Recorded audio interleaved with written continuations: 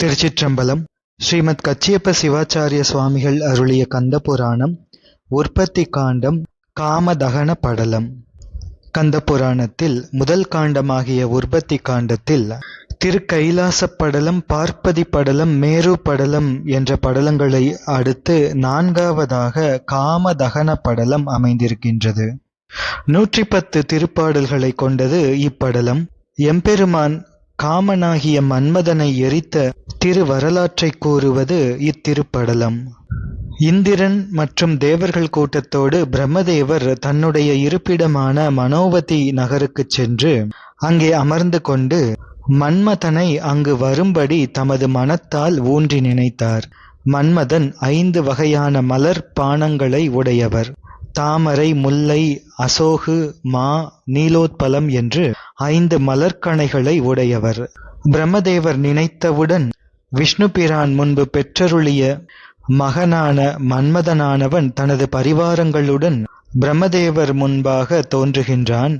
பிரம்மதேவரின் திருப்பாதங்களை வணங்கி, ஐயனே, நீர் என்னை உமது மனத்தில் நினைத்தது எந்த காரணத்திற்காக என்று மன்மதன் கேட்கின்றான். பிரம்மதேவர் கூறுகின்றார், மன்மதனே கேள், நீ சிவபெருமான் முன்பாகச் சென்று அவர் இமயமலையில் தவமியற்றும் தாயாகிய உமையம்மையை திருமணம் செய்வதற்காக உனது மலராகிய அம்புகளை சிவபெருமான் மேல் செலுத்தி அங்கு கைலை மலையில் சனகாதி முனிவர்களுக்கு ஞானபாதம் உணர்த்தி இருக்கும் மோனயோக நிலையை கலைத்து பிராட்டியை திருமணம் செய்யும் பொருட்டாக இந்த கணமே எங்களுக்காக நீ இந்தச் செயலை செய்ய வேண்டும், நீ கைலை மலை செல்வாயாக என்று பிரம்மதேவர் கூறுகின்றார். பிரம்மதேவர் கூறுகின்ற இந்த வார்த்தைகள் யமனைப் போன்ற கொடிய வார்த்தைகளாக மன்மதனின் காதில் உள்ளே சென்று மன்மதனின் உள்ளத்தை சுட்டு எரித்தது. மன்மதனே, நீ சிவபெருமான் கொண்ட மோன நிலையை கலைப்பாயாக, உனது மலரம்புகளை அவர் மேல் செலுத்தி என்ற இந்த வார்த்தைகள் அங்கே ஒரு சூதும் அறியாது வந்த மன்மதனுடைய உள்ளத்தை சுட்டது. இந்த வார்த்தைகளே மன்மதனை சுட்டது என்றால் பெருமானின் நெற்றிக்கண்ணானது மன்மதனை சுட்டு சாம்பலாக்கும் என்பது அற்புதமா? பிரம்மதேவர் இவ்வாறு சொல்லியதும் தனது 2 கைகளையும் கன்னத்தில் பதித்து செவிகளை பொத்தி தான் கேட்ட அந்த வார்த்தைகளினால் ஆன பாவம் தீர்வதற்காக சிவநாமத்தை உடனே மன்மதன் ஜெபிக்கின்றான்.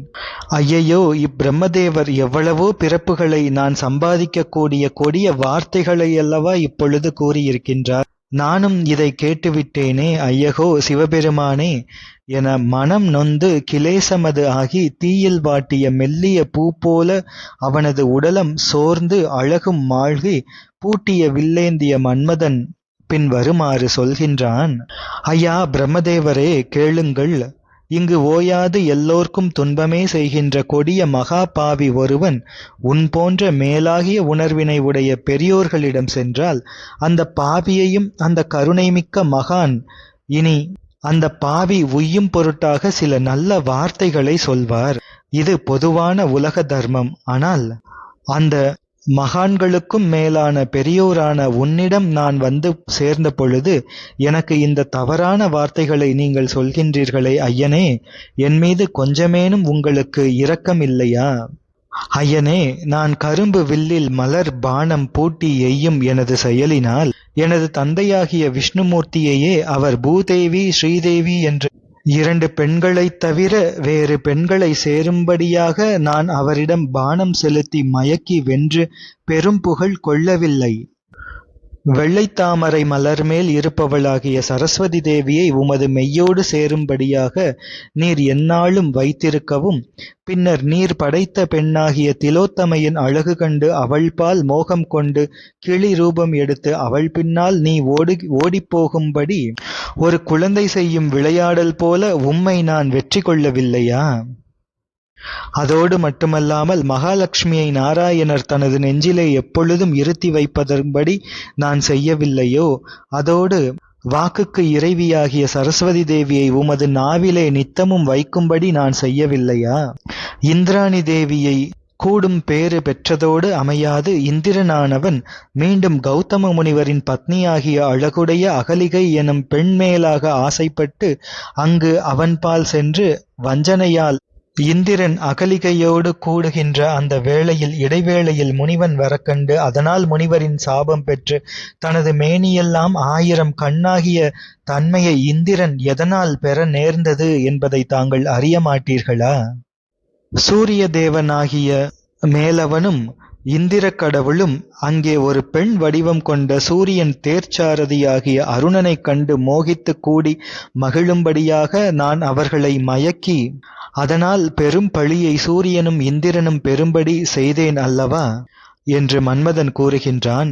இந்த கதை முன்பொரு நாள் இந்திர சபையில் ஊர்வசி நடனம் நடந்தது. அப்பொழுது சூரியன் அங்கு சென்றார். அவரது தேர்ப்பாகன் அருணன் அங்கு போக விரும்ப சூரியன் நீ போகக்கூடாது என்றார். அது கேட்ட அருணன் நடனம் பார்க்கும் ஆசையில் ஒரு அழகிய பெண் வடிவம் கொண்டு சபையிலே யாரும் தன்னை அறியாதபடி அங்கே வந்திருந்தான். அப்பொழுது புதிதாக வந்த அழகிய அந்த பெண்ணை இந்திரன் கண்டு மோகித்து அவளை கூடினான். பின்னர் சூரியனும் அந்த பெண்ணை கூடினான். அதாவது பெண் உருவத்தில் இருந்த அருணனை கூடினார்கள். இதைத்தான் மன்மதன் கூறுகின்றான். மேலும் மன்மதன் கூறுகின்றான், சந்திரன் அழகுடையவன். அவனது அழகைக் கண்டு மோகித்து அநேக பெண்கள் இயல்பாகவே அணைந்து சேருவார்கள். அப்படி வந்து கூடுவாரோடும் இதமாகச் சேர்கின்ற சந்திரதேவன் இப்படி பல அழகிய பெண்கள் வலிதாக வந்து தன்னை உறவும் அடைவதோடு அமையாமல் இந்த சந்திரதேவன் தான் கல்வி பயின்ற குருவாகிய வியாழ பகவானாகின் மனைவி தாரை என்பவளை கண்டு மோகித்து அந்த சந்திரன் தாரை என்பவரை கூடி புதனை பிள்ளையாக பெறும்படி நான் எனது வலிமையால் செய்யவில்லையோ? தேவர்கள் யாவரையும் தங்கள் தங்கள் மனைவிமாரிடம் இன்பம் நுகரும் பொருட்டாக குற்றேவல் செய்யும்படியாக நான் எனது செயலால் செய்யவில்லையோ?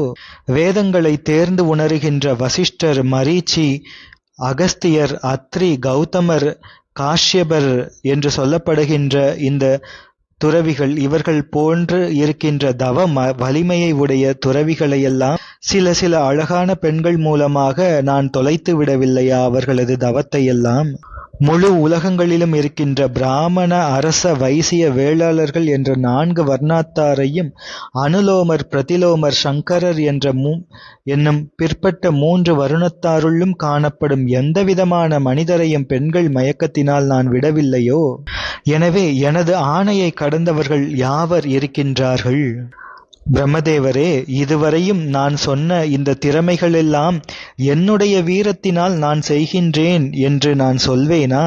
இல்லை.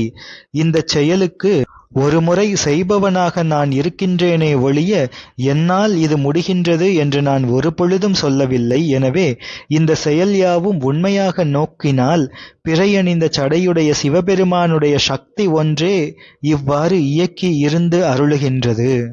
நாராயண கடவுள் முதலாகிய கடவுளரிடம் இத்தன்மையான எனது பானங்களை செலுத்தி வெற்றியடைவேனே அன்றி எந்தையாகிய சிவபெருமான் மேல் நான் மலர்பானம் செலுத்தி அவரை மயக்குவது என்பது முடிகின்ற காரியமா? என்னுடைய ஆடல் அவரிடம் வெற்றி பெறுமா? இந்த மிக அற்பமான ஏனைய கடவுளரைப் போல பிரம்மதேவரே, நீயும் அவரை நினைத்து இங்கே இதனை சொன்னீர்களா? நான் சிவபெருமான் மேல் எனது மலரன்பை விடுத்தாலும் முழுவதும் நெருப்பாகவே திருமேனி கொண்ட பெருமான் மேல் எனது அம்பு சென்றிடுமா? அவை சாம்பலாகி போகாதா?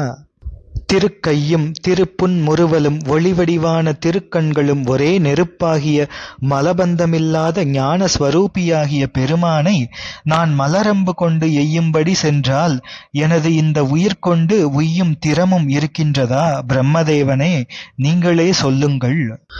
பற்றும் வெறுப்பும் அற்று இருக்கின்ற பரம்பொருளாகிய ஈசனையா நான் எப்படி மயக்கம் செய்வேன்? ஈசனையும் நீர் மற்ற தேவர் போல எண்ணி உனது மனத்தில் மதித்தீர் போலும். அவரது மகிமையான ஆற்றல் கொஞ்சமோ? அதை நானும் தவிர்த்திடும்படியும் ஆகுமோ? சூறாவளி காற்று சுழன்றடித்து வீசிக்கொண்டு இருக்கும் இடத்து ஒரு பூனையானது அதனை எதிர்ப்பேன் எனச் சென்று அதில் சிக்கி அகப்படும் என்றால், அது தப்பி வரும் என்றால், நானும் நீரு நிறைவாக திருமேனி கொண்ட நின்மலராகிய சிவபெருமான் மேல் சென்று போர் செய்து மீண்டும் வருவேன். காற்றின் முன் பூளை வெல்லுமே என்றால் நானும் ஈசனை வெல்வேன். எனவே காற்றினால் பூளைப்பூ சுழன்று அழியுமே ஒழிய பூளைப்பூ காற்றை ஒன்றும் செய்யாது. ஆறு தாங்கிய சடையுடைய அப்பன் மேல் மாறுபட்டு போர் செய்யும்படி எக்காலத்திலேனும் யார் சென்றார்களோ அவர்கள் ஒன்று உள்ளத் துயரம் கொண்டு முடிவானார்கள் அல்லது மேனி ஊறுபட்டு நாசமானார்களே ஒழிய ஒருவரும் உய்ந்தார்களில்லை. அப்படி இருக்க என்னால் முடியுமோ?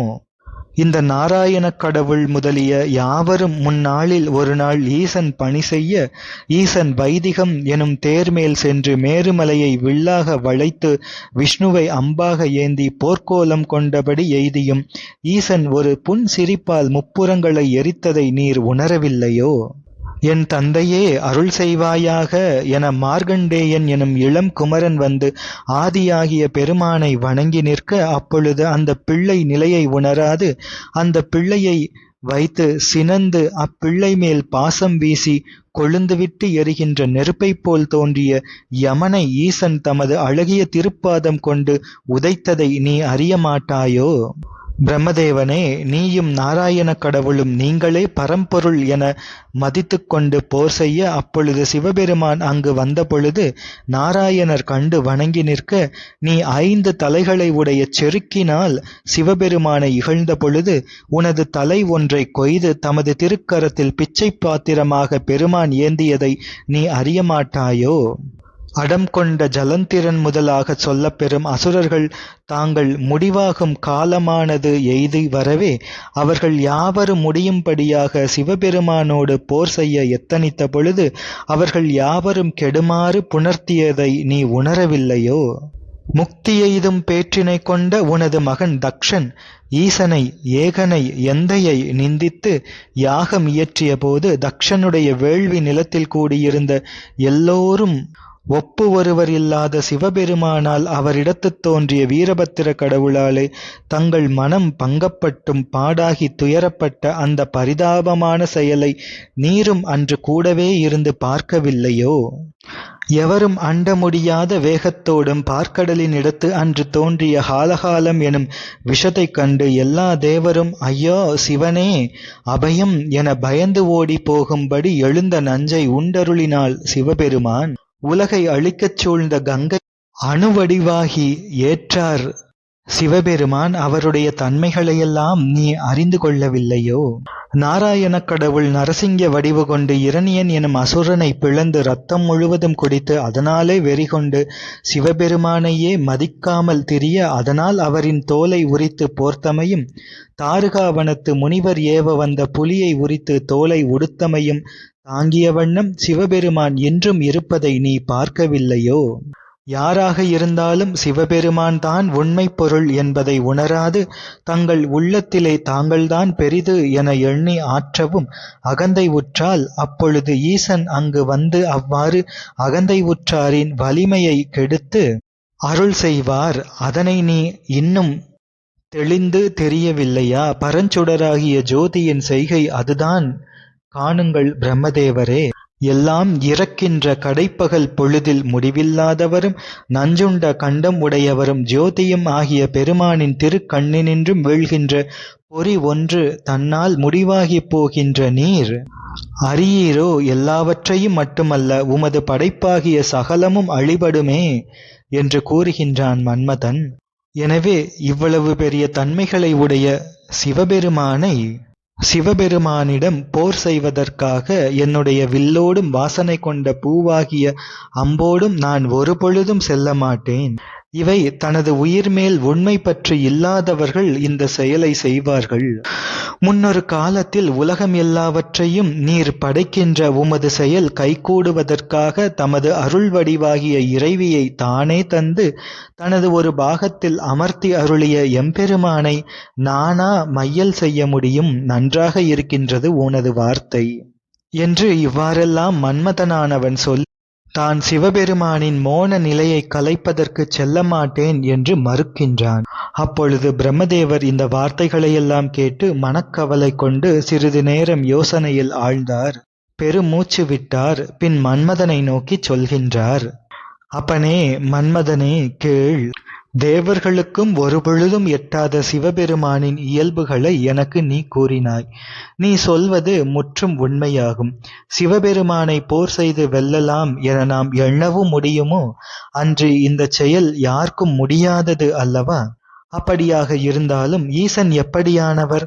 தன்னை வந்து சார்ந்தவர்க்கு எதனையும் கொடுத்து அருளுகின்ற கிருபை உடையவர். அடைந்தவர்களின் இன்னல் அது எத்தகையதாக இருந்தாலும் நீக்கும் அருளாளர் ஆனமையால் ஈசன் அருளால் ஈசனை யோக நிலையிலிருந்து நீங்கும்படியாகச் செய்து அம்பாளை திருமணம் புரிய செய்வதற்கு உன்னாலே அது முடியும். மற்றவர்களால் இந்தச் செயல் ஒரு பொழுதும் கைகூடாது. ஏனென்றால் ஆண் பெண் ஆகிய இருவரும் ஒன்று சேரும் திருமணத்திற்கு யாவர்க்கும் நீயே முதல் காரணமாக இருக்கின்றாய். எனவே உன்னால்தான் இமயமலையில் தவம் செய்திருக்கும் பெருமாட்டியை இறைவன் சேரும்படி இறைவனை தூண்ட முடியும். மன்மதனே, இன்னொன்றும் கேள். எல்லா செயலும் இறைவர்தான் செய்கின்றார். அவர் அல்லாத நிலையில் ஒரு அணுவும் அசையாது. இந்த உலகத்தில் எவையும் அருள் இல்லாவழி நிலை பெற மாட்டாது. ஆகையினாலே நீ இன்று ஈசன்பால் கைலை மலைக்குச் செல்வாயாக. நீ அவ்வாறு செல்கின்ற நிலையில் நீ அங்கு செய்யும் செயலும் ஈசன் செயலே ஆகும் என்பதனையும் நன்கு உணர்வாயாக. முன்பு ஒரு தடவை அசுரர்களை தேவர்கள் வென்றார்கள். அந்த இருமாப்பு கொண்டு தங்களையே தேவர்கள் புகழ்ந்து கொள்கின்றார்கள். அந்த தேவர்கள் அதிசயமுறும்படியாக சிவபெருமான் ஒரு இயக்க வடிவம் கொண்டு, ஒரு யக்ஷ வடிவம் கொண்டு தேவர்களின் நடுவே எமது எம்பெருமான் தோன்றி ஒரு துரும்பை நாட்டி, இதனை வாளால் வெட்டி வீழ்த்தியவனே அசுரனை வென்றானாவான் என்று சொன்னார். அப்படி சொன்ன பொழுது தேவர்கள் ஒவ்வொருவரும் வாளை உருவி அந்த துரும்பை வெட்ட வாள் முறிந்துவிட்டது. அதனை கண்டு ஆச்சரியப்பட்ட தேவர்கள் மேலும் ஆச்சரியப்படும்படி அந்த யக்ஷர் மறைந்தார். எனவே அனைத்து செயலும் தனது செய்கை என காட்டினார் எம்பெருமான் அப்பொழுது. எனவே நம்மாலும் ஏதேனும் ஒரு கருமம் செய்ய முடியும் என்று நினைப்பதே வெட்கம் அல்லவா? இறைவனுடைய ஆட்டத்தால் ஆடப்படுகின்ற பெருமை திகழும் பாவைகளே பல உயிர்களும் மற்றவைகளும் எல்லாவற்றையும் இயங்கும்படி ஆட்டுவிக்கின்றான் அருவாயும் உருவாயும் நின்ற சிவன். எனவே நாம் ஆராய்ச்சி செய்து பார்த்தால் எம்பெருமானை அன்றி நம்மால் ஒன்றும் ஆக முடியாது. எனவே மன்மதனே, இதனை நீ நன்கு உணர்ந்து கொள். எனவே உனது கையிலே பிடித்த கரும்பு வில்லை வளைத்து கைகளிலே இருக்கின்ற மலர்களாகிய பானங்களை வளைத்த வில்லிலே பூட்டியவாறு நீ கையிலை மலைக்கு எங்கள் ஐயனை எய்யும்படி செல்வாயாக. நீ அப்படி செல்வதும் அவன் அருள்தான் என்பதை உணர்வாயாக. இது முழுவதும் உண்மை. அதற்கு இது இப்படி உன்னால் நடக்க வேண்டும் என்பதை நான் முதலிலேயே திருஷ்டியால் கண்டு கொண்டேன். அதோடு எவராக இருந்தாலும் தம்மை ஒரு துன்பம் வந்து அடைந்த பொழுது அதை தம்மால் நீக்க முடியாத வழி இன்னொருவரை கிட்டி, அப்பனே எனது துன்பத்தை நீக்குவாயாக என்று வேண்டிய பொழுது அப்பொழுது கேட்கப்பட்டவன் அதனை செய்யாமல் பயந்து உதவி செய்தால் தனக்கு ஆபத்து வந்துவிடுமோ என எண்ணி தனது உயிரை தாங்கிக் கொண்டு மறுத்துவிட்டு நிற்பது உலக நடைக்கு தகாத செயல். யாராக இருந்தாலும் சரி, எந்த ஒரு உதவியை எவர்க்கு ஆகுதல் தேவைப்படும் பொழுது துயரப்பட்டார் உதவி செய் என்று கேட்கும் முன்பே தன்னால் அது செய்ய முடியும் என்றால் அப்படி செய்து கொடுப்பதுதான் கடமையாகும். துயரப்பட்டான் உதவி செய் என்று கேட்ட பொழுது முடித்துக் கொடுத்தல் இடைநிலை ஒழுக்கமாகும். மறுபடியும் கேட்டாலும் பல நாட்கள் மறுத்துவிட்டு பின்னர் செய்வது கடை ஒழுக்கமாகும் என்பதை நீ அறிந்து கொள்வாயாக. யாராவது இந்த உலகில் இடர்பட்டார்களாகி தம்மால் நீக்க முடியாத ஒரு குறை ஒன்றால் துன்பப்பட்டு கொண்டார்கள் என்றால் அவ்வாறு துன்பமுற்றாரின் குறையை முடித்து கொடுப்பதற்காக தனது உயிரையே தியாகம் செய்தாலும் அதுதான் தர்மம். அப்படி இல்லாமல் அதை மறுத்தல் பாவம். அது மட்டுமல்ல, பழியும் வந்து சேரும். தான் வாழ வேண்டும் அல்லது தப்ப வேண்டும் என்று கொண்டு ஒருவருக்கும் ஒரு உதவியும் செய்யாதவன் வாழ்ந்த வாழ்நாள் என்பது அது நாளல்ல. அவன் வாழ்க்கையும் குளத்தில் மலர்ந்த கொட்டி போலும் என்பதனை மன்மதனே நீ உணர்ந்து கொள்வாய். குளத்தில் மலர்கின்ற கொட்டிப்பூ என்பது அது பொலிவாக இருக்குமே அன்றி மனம் குணம் ஒன்றும் இல்லாமல் ஒன்றுக்கும் உதவாமல் இருக்கும். அதுபோலவே பிறர்க்கு உதவி செய்யாதவன் வாழ்க்கையும் கொட்டி மலர் போலும் வீண் என்று பிரம்மதேவர் கூறுகின்றார். அன்றொரு நாள் நாராயணக் கடவுளோடு போர் செய்து வென்ற ததீச்சி முனிவரை விருத்ராசுரனோடு போர் செய்த போது தோற்று தனது வஜ்ரப்படையையும் இழந்த பொன்னாடாகிய தேவ உலகை அரசாளும் இந்திரன் அடைந்து தனது அவலத்தை முனிவரிடம் சொல்லி தனது துன்பம் நீங்க விருத்ராசுரனை கொல்வதற்காக ததீச்சி முனிவரின் முதுகெலும்பை வஜ்ரப்படையாக தர வேண்டும் என்று கேட்டான். கேட்டபொழுது ததீச்சி முனிவர் அதனை உணர்ந்து தனது முதுகெலும்பை இந்திரன் வஜ்ரப்படையாக தனது உயிரை ததீசி முனிவர் விட்டார் என்பதை அறியாமாட்டாயா? எவரெவர்க்கும் மூலம் தலை தெரியாத முதல் பொருளாகிய சிவபெருமான் அன்று பார்க்கடலிலே எழுந்த காலகாலம் எனும் நஞ்சை தாமுண்டு தேவர்களுக்கு அமுதை உதவிய சீலம் தன்னை நீ உணரவில்லையா? வீரத்தினால் வலிமையுடைய சூரபன்மன் ஏவலினால் மன்மதனே நாங்கள் யாரும் மிச்சமில்லாமல் துயரம் கொண்டு அழுங்கி இருக்கின்றோம். அப்படியான சூரனின் துயரம் தீரும்படி சிவபெருமான் ஒரு பாலகனை தந்து உதவும்படியாக வேண்டி உன்னை சிவபெருமான் மேல் 5 மலர்பானங்களை செலுத்தும்படி உன்னை நாம் வேண்டினோம். எனவே மன்மதனே, எங்களினுடைய துன்பம் யாவையும் அகற்றும் பொருட்டாக சாதல் வந்தாலும் தவறே இல்லை. ஒருவர் உலகிலே பெரும் புகழை பெற விரும்பினால் தமக்கு எந்த இடையூறு வந்தாலும் அதை பொருட்படுத்தாது எதிர் செல்வார்கள். எனவே மன்மதனே, எங்களுக்காக நீ இப்பணியைச் செய்ய கைலை மலைக்குச் செல். எனக்கு எதிர் மறுத்து இனியொரு வார்த்தை பேசாதே என பிரம்மதேவர் கூறுகின்றார். பிரம்மதேவரின் இந்த வார்த்தையை கேட்டு மன்மதன் பயந்து கவலை கொண்டு சொல்கின்றான். பிரம்மதேவரே, கேளும். நான் மேலாகிய சிவபெருமானுக்கு மாறாக மலர்பானம் விடுத்து போர் செய்ய ஒரு பொழுதும் போக மாட்டேன்.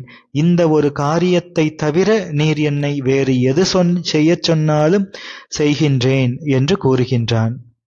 இப்படி மன்மதன் மறுத்துச் சொன்ன வேளையில் பிரம்மதேவர் தன்னுடைய வேண்டுதலை மதியாது மறுத்தானே இவன் என கோபம் கொண்டார். மன்மதனை நோக்கியவாறு சொல்கின்றார். நான் உன்னை மதித்து நல்ல நயமான வார்த்தைகளை இதுவரை சொல்லி உன்னை வேண்டினாலும் கூட நீ இப்பொழுது ஒரே வார்த்தையாக மறுத்துவிட்டாய். என்ன சொல்லுகின்றாய் நீ? நான் கேட்டுக்கொண்டபடி கைலை மலை மேல் சென்று சிவபெருமான் கொண்ட யோக நிலையை உனது பானத்தை விட்டு கலைத்தால் நீ உய்வு பெறுவாய். இல்லையென்றால் உனக்கு கொடிய சாபம் இடப் போகின்றேன். நீ அங்கே போகப் போகின்றாயா அல்லது எனது சாபத்தை வாங்கப் போகின்றாயா என்று சொல் என்று பிரம்மதேவர் கூறுகின்றார்.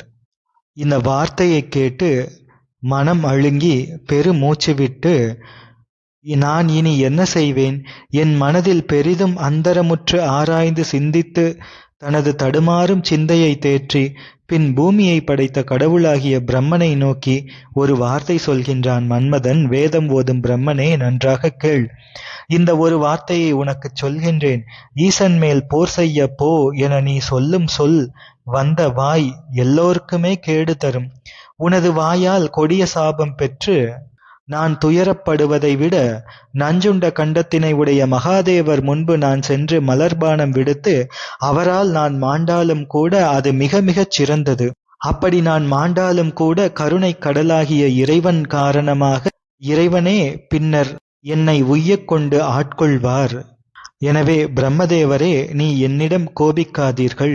பெருமானிடத்தில் இன்றைக்கே நான் போர் செய்வதற்காக செய்வேன் என்று மன்மதன் சொல்ல பிரம்மதேவர் கேட்டு மகிழ்வாகி கோபம் ஆறி சிறிது நேரம் மகிழ்ச்சியோடு இருந்து சொல்கின்றார். மன்மதனே, நீ இப்பொழுது சொன்ன வார்த்தைகள் நன்று. உன்னை சிவபெருமானிடம் விட்டுவிட்டு நாங்கள் இங்கே சும்மா இருக்கப் போவதில்லை. உனது பின்பு நாங்களும் வருவோம். நீ ஒன்றுக்கும் பயப்படாதே என்று பிரம்மதேவர் கூறி மன்மதன் மேல் அளவற்ற அன்பு கொண்டு அவனை போகும்படி விடுக்கின்றார். அப்பொழுது இந்திரன் வந்து மன்மதனிடம் கூறுகின்றார். மன்மதா, கேள். நான் இந்த தேவர்களோடும் துயரம் விழுந்து பெரும் சிறுமைப்பட்டது நீ அறிவாய். எனவே எனக்கு மேலான வாழ்வு தருவாய் என்றால் உமையம்மையாரை சிவபெருமான் மேவுமாறு ஏதோ வகையால் உனது செயலை செய்வாயாக என கூறி, அப்பா, விரைவாக எனது துயர் நீக்கி வாழ்வு தர சென்று வருவாயாக என்று விடை கொடுக்கின்றான் இந்திரன். இந்திரனும் இவ்வாறு விடை கொடுக்க மன்மதன் கைகளைக் கூப்பி வணங்கி பிரம்மதேவரின் மனோவதி எனும் நகரை விட்டு நீங்கி சிறந்த தனது மன்மதபுரத்தைச் சேர்ந்து அங்கு தனது மனைவியாகிய ரதிக்கு இந்த பிரம்மதேவனின் வார்த்தையை கூறுகின்றான். ரதி அது கேட்டு ஏங்கி இறங்கினாள். ஐயோ, இது பொல்லாத காரியமே, என்ன விளையுமோ என பயந்து கவலையுற்ற தனது மனைவியை பார்த்து, அன்பே, கவலைப்படாதே, எதுவாக இருந்தாலும் ஈசன் கருணை உடையவர், தீது இல்லாத நன்மை தரும் திருவருள் மலை எம்பெருமான். எனவே அவர் காரணமாக நமக்குச் சென்றால் தீங்கு வராது, பயப்படாதே என தேற்றுகின்றான். அவளை சம்மதம் கொள்ளுமாறு செய்து உடனே தன்னுடைய அம்புகளை எடுத்து முதுகின் மேல் இருக்கின்ற அந்த கூட்டிலே கட்டிக்கொள்கின்றான். காமகாண்டம் எனப்படும் கரும்புவில் இயல்பாக பாரமுடைய வில் ஆகியவற்றை எடுத்து அதனை கையில் ஏந்திக் கொள்கின்றான். மாமரத்தின் இளந்தளிர் எனப்படும் வாள் ஒன்றை தனது அறையில் செருகிக் கொள்கின்றான். குயில்களும் சமுத்திரங்களும் காக்களம் என்னும் குழலாக இருக்க, முரசம் என்னும் மேளமாகவும் சப்தமிக்கும்படி சமுத்திர அலைகளானவை எழுந்து மன்மதனும் வெண்சாமரை வீசிக்கொண்டு செல்ல, சுறா கொடியானது மேல் எழுந்து தோன்ற, வெள்ளை வடிவாகிய சந்திரனாகிய குடை நீழலை செய்து வரும்படி, கிளிகள் என்னும் குதிரை பூண்ட தென்றல் என்னும் தேர் மேல் ஏறி மனைவியாகிய ரதியோடு தான் இருக்கின்ற உலகை விட்டு செல்கின்றார். அப்பொழுது சகுனங்களெல்லாம் தீமையாக காணப்பட அதனையும் கூட பொருட்படுத்தாமல் சிவபெருமான் இருக்கின்ற திருக்கயிலை மலைக்குச் செல்கின்றான் மன்மதன். திருக்கயிலை மலையை கண்டபொழுதே வணங்கினான். தனது தேரை விட்டு இறங்கினான். தன்னுடைய பரிசனங்களையெல்லாம் அந்த இடத்திலே நிற்குமாறு நிறுத்திவிட்டு தனது மனைவி ரதியை அழைத்து கொண்டு அம்பையும் வில்லையும் ஏந்தியவாறு செல்கின்றான். தூங்குகின்ற புலியை எழுப்பச் செல்கின்ற மான் தனக்கு நேர்வதை உணர்ந்தாலும் சந்தர்ப்பவசத்தால் சிக்கி எப்படி ஏங்கினாலும் துணிந்து செல்லுமோ அவ்வாறு மனத்துணிவோடு திருக்கயிலை மலை சேர்கின்றான் மன்மதன். திருக்கயிலை மலையில் ஏறிக்கொண்டிருக்கும் பொழுது தமது மலர் அம்புகளை பூட்டி அங்கே கைலை மலையில் இருக்கின்ற பட்சிகள் மிருகங்கள் மீது மலர் அம்புகளை எய்து, இதுவரை காமம் என்ற தீய உணர்வு இல்லாமல் திருக்கயிலையில் மலையில் இருந்த பறவைகளையும் விலங்குகளையும் காம உணர்ச்சி கொள்ளும்படி செய்வேன் என்று தனது மனதில் எண்ணினான் மன்மதன். அவ்வாறு எண்ணி மன்மதன் தனது மலர்களாகிய அம்புகளை திருக்கயிலையில் இருக்கின்ற காம உணர்வு இல்லாத பட்சிகள் மேலும் விலங்குகள் மேலும் விடுக்கின்றான். அப்பொழுது ஆதியாகிய சிவபெருமான் திருக்கோயில் முன்பாக அருளினோடு காவல் பூண்டிருந்த நந்தியம்பெருமான் அதனை காணுகின்றார். கண்டபொழுதே கோபம் கொண்டு, யார் இந்த மாதிரி செயலை செய்கின்றார் என எண்ணி, ஓ, மன்மதன் தான் இதை செய்ய வல்லவன், அவன்தான் இங்கு இருக்கின்ற பறவையும் மிருகமும் தம்பாட்டில் காம உணர்வு கொள்ளும்படி செய்கின்றான் என்று நினைத்து மிகுந்த உரக்க சப்தமிட்டு உரப்பினார் திருநந்தி தேவர். அப்பொழுது மன்மதன் விட்ட அம்புகளெல்லாம் அந்த பறவை மிருகங்கள் மேல் செல்லாமல் எல்லாம் தடைபட்டு வானத்தில் அந்தரத்தில் நிற்கின்றன. அதனை கண்டு திடுக்கிடுகின்றான் மன்மதன். அப்பொழுது எம்பெருமானுடைய திருக்கயிலை திருக்கோயில் திருக்கோபுர வாய்தனில் திருக்கையில் பிரம்பு ஒன்று தாங்கியபடி நந்தியம்பெருமான் காக்கின்ற சிறப்பு, அவருடைய ஆணையின் வலிமை முழுவதையும் பார்த்து பெருமூச்சு விடுகின்றான் மன்மதன். நடுங்குகின்றான் மன்மதன். விம்மி அழுதவாறு நந்தியம்பெருமான் முன் விரைவாகச் சென்று தாழ்ந்து எழுந்து செம்மை கொண்ட கருத்துடையவனாய் திகழ்வாய் போற்றி செய்தான். நந்தியம்பெருமான் மன்மதனை நோக்கி, நீ இங்கு வந்தது எதற்கு என கேட்க, மன்மதன் பிரம்மதேவர் தாங்கள் யாவரும் சிறப்புற வேண்டி தன்னை அங்கு வஞ்சனையால் ஈசன் முன் பானப் பிரயோகம் செய்யுமாறு விடுத்தார் என்ற உண்மையான தனது வரலாறு முழுவதையும் நந்தியம்பெருமானிடம் சொல்கின்றான். அப்பொழுது நந்தியம்பெருமான் சிந்திக்கின்றார். ஈசன் தான் யோகத்தில் அமர்வதற்கு முன்பாக நந்தியம்பெருமானை பார்த்து, யாரையும் உள்ளே விடக்கூடாது, மன்மதனை மட்டும் தடுக்காமல் விடுவாயாக என்று அருள் செய்தார். அதனை நினைக்கின்றார் திருநந்திதேவர். மன்மதன் மட்டும் உள்ளே அனுப்பப்பட்டு அவன் எரிந்து சாம்பலாகி பின்னர் மீண்டும் உயிர் பெற்று வர இருக்கின்றான் என்று தனது திருவுள்ளத்தில் உணர்த்தப்படுவதை திருநந்திதேவர் உணர்கின்றார். திருநந்திதேவர் மன்மதனை பார்த்து, கருணைக் கடலான ஏகனாய் நிறைகின்ற சிவபெருமான் திருமுன்பு நீ போக வேண்டுமா என்று கேட்கின்றார். எந்தை பெருமானே, நந்தியம் கடவுளே, கேட்டருளுக. எனக்கு முடிவுதான் நேரும்படி வந்தாலும் நான் செக்கர் போலும் மிளிரும் சடையுடைய பெருமான் திருமுன்பு செல்வதற்காக மனம் கொண்டு இங்கு வந்துள்ளேன். அதற்காக அமைகின்ற தகமைகளை தேவரீர் செய்து தர வேண்டும் என்று விண்ணப்பிக்கின்றான் நந்தியம் பெருமானிடம் மன்மதன். அது கேட்ட நந்தியம் பெருமான் சொல்கின்றார், மன்மதனே, பற்று வெறுப்பு எனும் தன்மை யாவும் இல்லாதபடி அவரவர்க்கு உற்ற வினை சேரும் தகுதியை நாடி முறை புரிந்து பின்னர் அவர்கள் மேலே சேரும் நிலையை உருவாக்கும் கருணை சேர்ந்த பெருமான் திருமுன்பு செல்ல வேண்டும் என்றால் நீ மேற்கு பக்கத்தில் இருக்கின்ற மிக உச்சி வாய்ந்த திருவாயில் வழியாக செல்வாயாக என்று கூறுகின்றார். நந்தியம் பெருமான் இவ்வாறு கூறியருள மன்மதன் அதனை கேட்டு மகிழ்ந்து நந்தியம் பெருமானை வணங்கி நிற்கின்றான். நந்தியம் பெருமான் விடை கொடுக்கின்றார். மன்மதன் மேற்கு பக்கத்தில் இருக்கின்ற வாசலுக்கு சென்று சேர்ந்து எம்பெருமான் வீற்றிருக்கின்ற அந்த எல்லைக்கு சேருகின்றான். எம்பெருமான் யோகத்தில் அமர்ந்து அருளுகின்ற மோன நிலையை கண்ணுற்ற மன்மதன் எப்படி ஆகின்றான் என்றால், ஒரு தனியான சரபபக்ஷி எனும் அரச பறவையானது இருக்க அதனை கண்ட ஒரு சிங்கக்குட்டி எப்படி பயந்து நடுங்குமோ அப்படி ஆகின்றான் மன்மதன். ஈசனை கண்ட மாத்திரத்தில் அவனுடைய உள்ளம் நடுங்கத் தொடங்கியது. மேனி வியர்த்தது. கை கால் உடலம் பதறியது. பெரும் துயரம் கொண்டு ஏங்கி அறிவு இழந்து கையிலே கொண்ட படையோடும் விரைவாக கீழே விழுந்தான். ரதியானவள் பதைத்து எனது நாயகன் இறந்துவிட்டானோ என்று பெரிதும் ஏங்கியவளாக துயரம் கொண்டு மயங்கிய தனது கணவனை தூக்கி தனது தாமரை போன்ற கரத்திலே தாங்கி அவன் மேல் வாசனை பொருந்திய நீரினை தெளித்து தேற்றினாள்.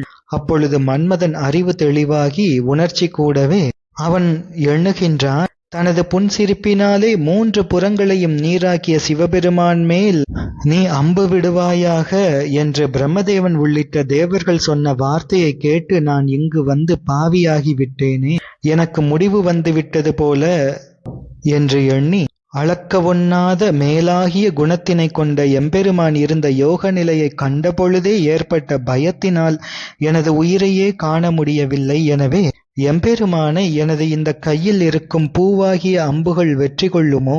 இந்த தன்மையை பிரம்மனும் தேவரும் அறியமாட்டார்கள் போல எம்பெருமானுடைய யோக நிலை எவ்வளவு திட்பமுடையது என்பதனை நானே நேரில் கண்டேன். இதை காணாத பிரம்மதேவர்கள் எவ்வாறு இதனை அறிவார்கள் என்று கூறுகின்றான். வலிமையோடு வீசும் புயல் போன்ற காற்றின் முன்பே ஒரு விளக்கை கொண்டு சென்றால் அது நிற்குமா? அதுபோன்று தேவர்கள் செலுத்த நான் இப்பொழுது இங்கே வந்துவிட்டேனே. இனி இன்னும் சிறிது நேரத்தில் எம்பெருமானுடைய திருப்பார்வையால் நான் இன்னும் நுண்ணிய பொடியாகி சாம்பலாகி விடுவேனே. எனக்கு இந்த செயல் ஏன் வந்தது? இது விதியின் செய்கை. இதை யார்தான் கடக்க முடியும்? பிரம்மதேவனாக இருந்தாலும் இந்த விதியினை கடக்க முடியாதே. ஆராய்ந்து பார்த்தால் இவை யாவும் ஈசன் செயல். அது என்னவாகி எப்படி முடியுமோ அதனை நான் அறிய மாட்டேன். எனவே துக்கமேலிட்டால் நான் இவ்வாறு சோம்பியும் இருக்கக்கூடாது. எனவே நான் விரைவாக எழுந்து வில்லை வளைத்து அம்பை பூட்டி என்னால் இயன்றவாறு செய்வேன். ஈசன் திருவிளையாடலால் இங்கு என் நிலை இவ்வண்ணம் ஆகிவிட்டது போல என தெளிந்தேன். எனவே இனி என் கடமையை செய்வேன். மேலே நடப்பது நடக்கும். அது யாருக்கும் தெரியாது, எனக்கும் தெரியாது, ஒருவருக்கும் தெரியாது என்றெல்லாம் வார்த்தைகளை கூறி மன்மதன் எழுந்தான். முன்பு பயத்தால் கீழே போட்ட வில்லை இப்பொழுது எடுத்துக்கொண்டான். அதில் மலராகிய அம்புகளை பூட்டியபடி அவனின் மனைவி ரதி அவனை விட்டு நீங்காதபடி அருகாகச் செல்ல அங்கே இளம் பிறை தவழ்வது போல் பொலியும் திருமுடி கொண்ட புண்ணிய பொருளாகிய யோகேஸ்வரரின் ஒரு பக்கமாகச் சென்று அவர் யோக நிலையை கலைப்பதற்காக பூ அம்பு விடுத்து போரிடும் முயற்சி மேற்கொண்டு மன்மதன் நின்றான். அதே நேரத்தில் பிரம்மதேவரும் இந்திரனும் மன்மதன் இங்கு என்ன செய்கின்றான், எவ்வாறு முயற்சி செய்கின்றான் என்பதனை அறியும்படி கைலைக்குச் செல்வோம் என்று எண்ணுகின்றார்கள். அதன்படி கைலை மலைக்குச் சென்று அதன் ஒரு பக்கம் நின்று மன்மதன் நிலை எவ்வாறு ஆகின்றது என உணர்ந்து 3 கண்ணுடைய சிவபெருமானை ஸ்தோத்திரம் செய்தவாறு இருக்கின்றார்கள். மன்மதன் தன் வளைத்த வில்லில் பூட்டிய மலராகிய அம்புகளை வைத்து குறி வைக்கின்றான். தான் இறப்பேன் என ஒரு வகையால் உணர்ந்தும் இறக்கத் துணிந்தவர்கள் பயம் அறியமாட்டார்கள் என்பதைப் போல தான் நினைத்ததை முடிப்பேன் என எண்ணம் கொண்டு வாசமிக்க மலர்களாலான 5 அம்புகளையும் எங்கள் நாதனாகிய சிவபெருமான் மேல் விட்டான் மன்மதன். மன்மதனால் விடப்பட்ட அம்புகள் 5ம் யாவரும் போற்றும் நின்மல சொரூபராகிய எம்பெருமான் மீது பட்டது. பட்டபோது எம்பெருமான் சிறிதே திருக்கண்ணால் மன்மதனை பார்த்தார். பார்த்தவுடனே எம்பிரானுடைய நெருப்பு பொதிந்த நெற்றிக்கண்ணானது திடீரென மன்மதனை சுட்டது. திருக்கையிலை முழுவதும் ஒரே புகைமயமாக பரவியது. மன்மதனின் உடலம் நெருப்பாக எரிந்து போய்விட்டது. எரிந்த நெருப்பின் ஜுவாலையும் புகையும் எழுந்து பார்க்கடல் நடுவே நெருப்பு போலும் நஞ்சு எழுந்தது போன்று இருந்தது.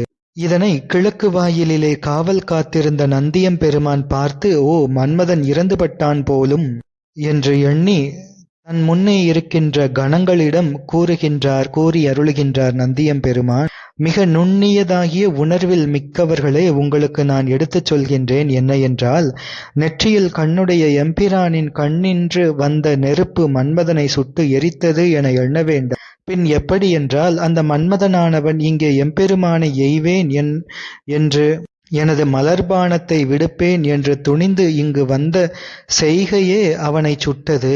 ஈசன் திருக்கண் அவனைச் சுடவில்லை, அவன் செயலே அவனைச் சுட்டது என்று கூறியருளினார் நந்தியம்பெருமான். கணவன் இறந்த செய்கையை ரதிதேவி பார்த்து நெருப்பில் போட்ட பூமாலை போல அழுகின்றாள். கருணை வடிவான எம்பிரானை நோக்கி வேண்டுகின்றாள். அப்பொழுது ஈசன் மன்மதனை மறுபடியும் உயிர் பெற்று எழும்படி செய்வார். அதனை எல்லோரும் காண்பீர்கள். அப்பெருமான் எல்லா அணுவிற்கும் கூட முறை செய்து அருள் புரியும் தன்மை உடையவர். ஈசன் அருளால் மன்மதன் மறுபடியும் உயிர் பெறுவான் என்று நந்தியம்பெருமான் கூறுகின்றார்.